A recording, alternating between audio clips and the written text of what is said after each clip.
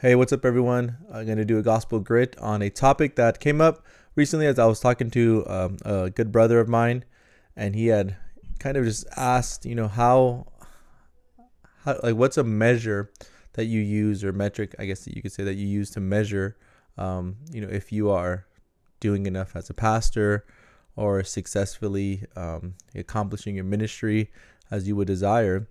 And I thought about this, and I think it's applicable to not just pastors or not even just men, but any time that we are leading, mothers lead their home as the steward of the home, and the husband has, kind of entrusted her to that domain, to her joyful duty of, raising children.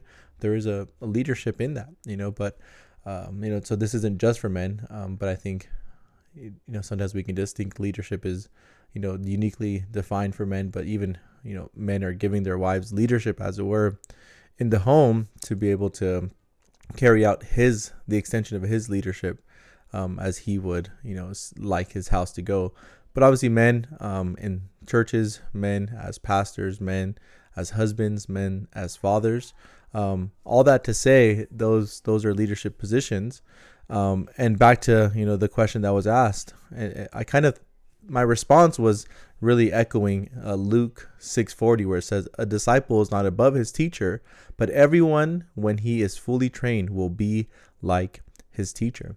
I basically said that if there's an ability for me to look at my life in any given sphere, and if I could somehow wave a magic wand, and my children would turn out exactly like me, or my church would turn out exactly like me, or my wife would be exactly like me, or any quote unquote disciple under me that I'm teaching turned out just like me, would that be a good thing, or would that be a bad thing?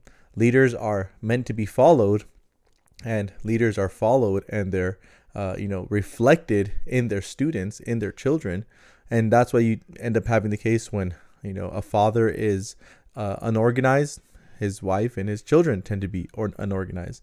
When a father is inconsistent, it follows suit, from those that he's training up, that he's leading, will also be inconsistent, whatever it is. And so this question was helpful, and it was a good reminder to myself to just continue to always seek to live every area of my life under the lordship of Christ. And of course, never assuming that I've arrived or I do things perfectly, but it's always just a humbling reminder. It's always just kind of like a sobering reminder that as a leader, people will reflect that leadership. As a leader, when the disciples, the students will become fully trained, as it were, they'll be like the teacher. Do I want people to be like their teacher? Right? So mothers, are your children picking up anything from you? Do your children back talk because they see you back talking?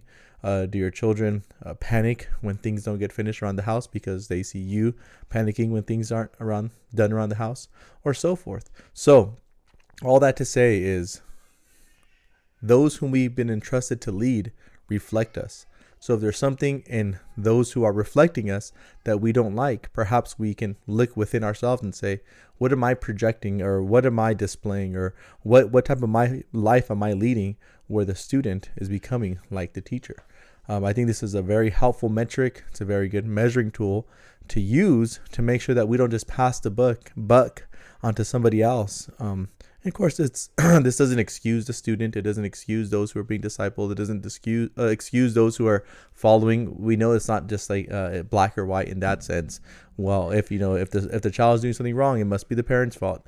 We're not saying that, but it just tends to be the case in God's world, where those who lead will be followed in such to a degree that it's like reflective of the leadership.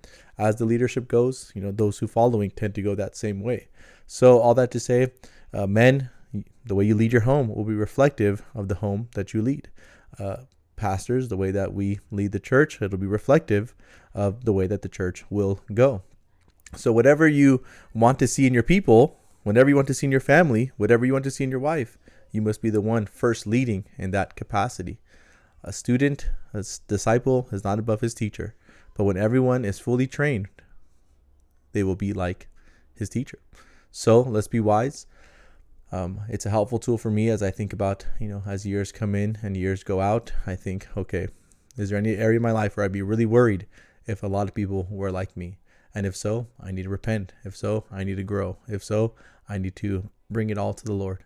And the same is true of any of us, even in our own lives. We first lead ourselves. So let's always make sure that we're bringing all spheres of life under the Lordship of Christ.